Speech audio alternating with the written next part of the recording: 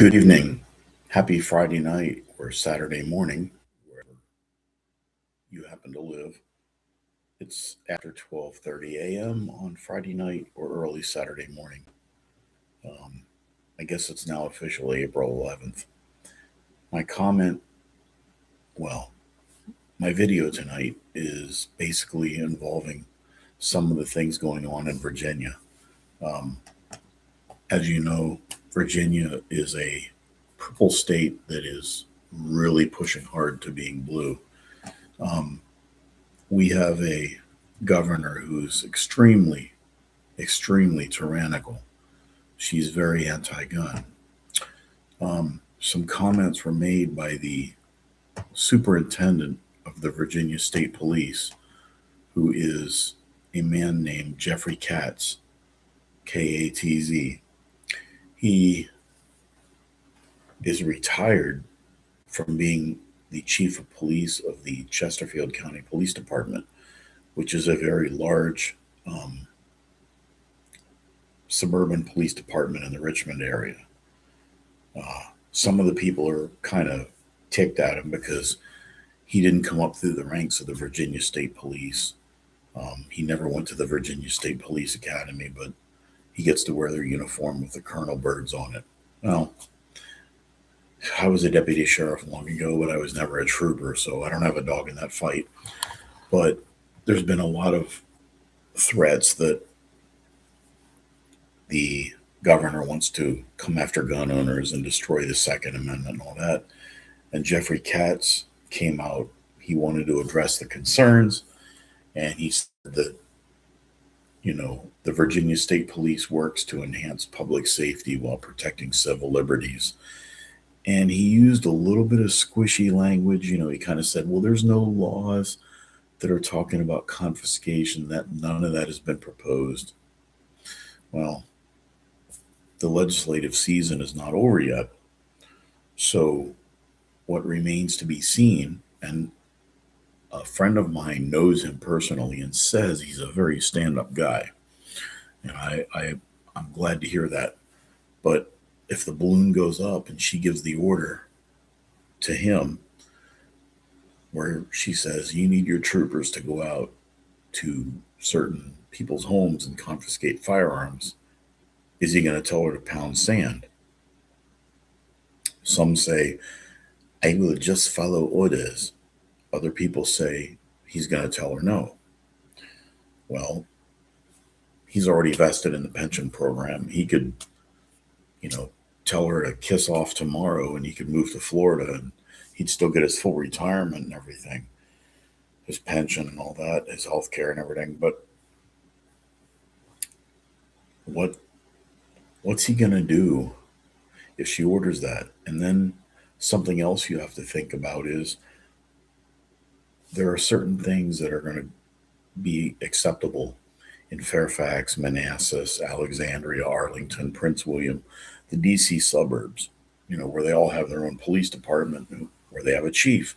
They have a good working relationship with the state police. And the state police will back them up. They'll back the state police up. Great. But what happens if you go out to Floyd County, Tazewell County, Pittsylvania County, Salem, or Lee County, or somewhere like that? My cat wanted to say hi. You have a sheriff with a handful of deputies in a rural county. How are the residents going to accept state troopers coming into that area to enforce what they view as an unconstitutional law? Is a county sheriff going to order his deputies to assist the state troopers?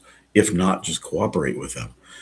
Okay, so what happens then? Now you've got a conflict between two different law enforcement agencies. Now, I know, being a former deputy sheriff myself, if a state trooper needs help, you go help them. Just like if you need help, they'll come and help you.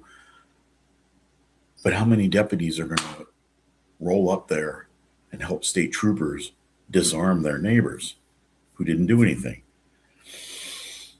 You're getting into some very strange territories there where you're almost encouraging some kind of mishap. Um, if there are bad laws proposed, which there are many, and they pass through the General Assembly, and many of them have, in Virginia, the governor can veto them.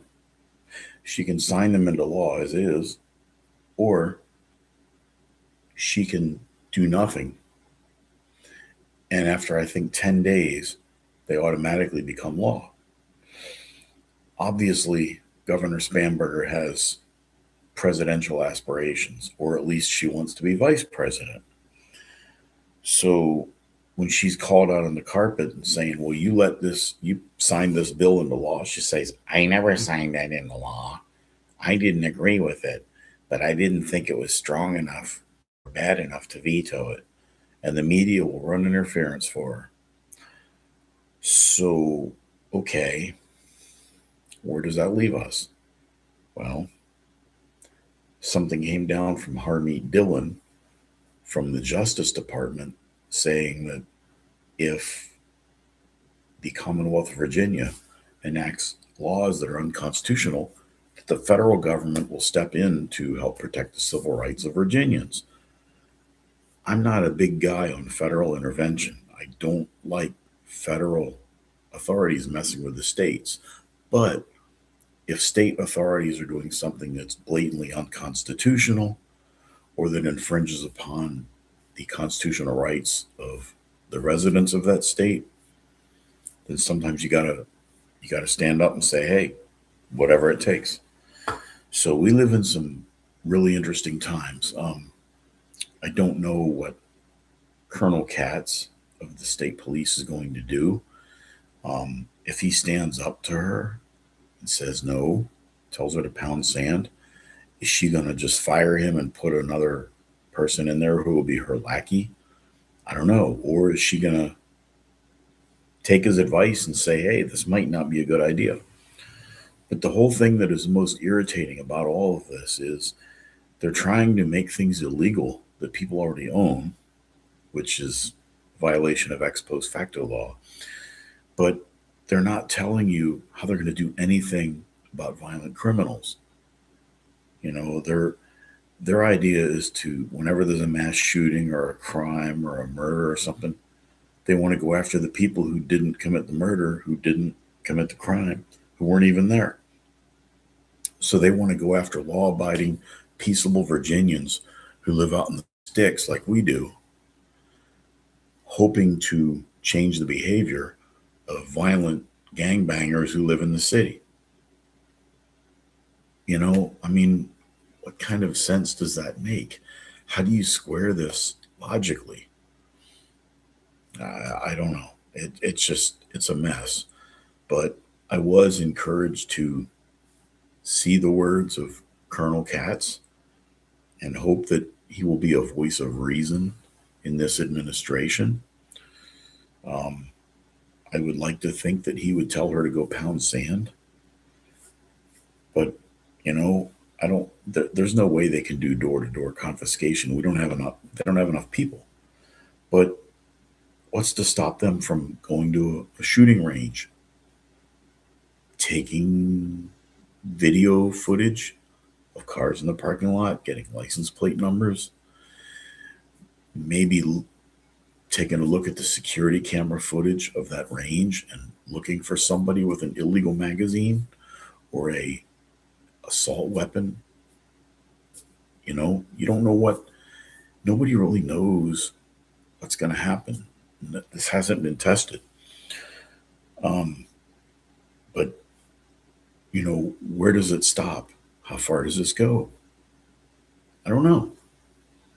I just, none of this makes any sense. We're in new territory here. Um, you know, what if they, what if you got a good old boy, Bubba takes his pickup truck and he goes down to the range with his AR and he gets stopped on the way home for a traffic violation. Perfectly legitimate traffic stop. He rolls through a stop sign, he's speeding, he's got a burned out license plate light or something. Okay, so the cop sees that he has an AR in his truck where he's got a pistol with a bigger than 15 round magazine. Okay, so how does he determine if that item was acquired before July 1st? Magazines don't generally have serial numbers or manufacturing dates on them.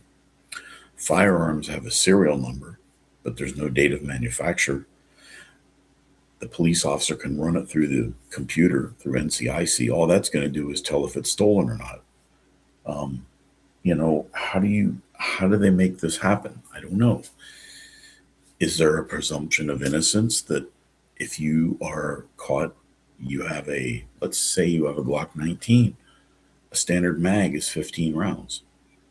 You have that standard mag and you're on a traffic stop. Is the presumption that you're innocent and you owned it before the ban went into place? Or is the presumption that you're guilty and you have to prove yourself innocent? Now, that's morally wrong, but nobody knows. So, you know, you're supposed to be innocent until proven guilty. So, why do you have to prove that you had this illegal magazine before July 1st? Whereas the state should have to prove that you obtained that after July 1st. We all know how this is going to go down. People are going to be arrested, their property is going to be confiscated.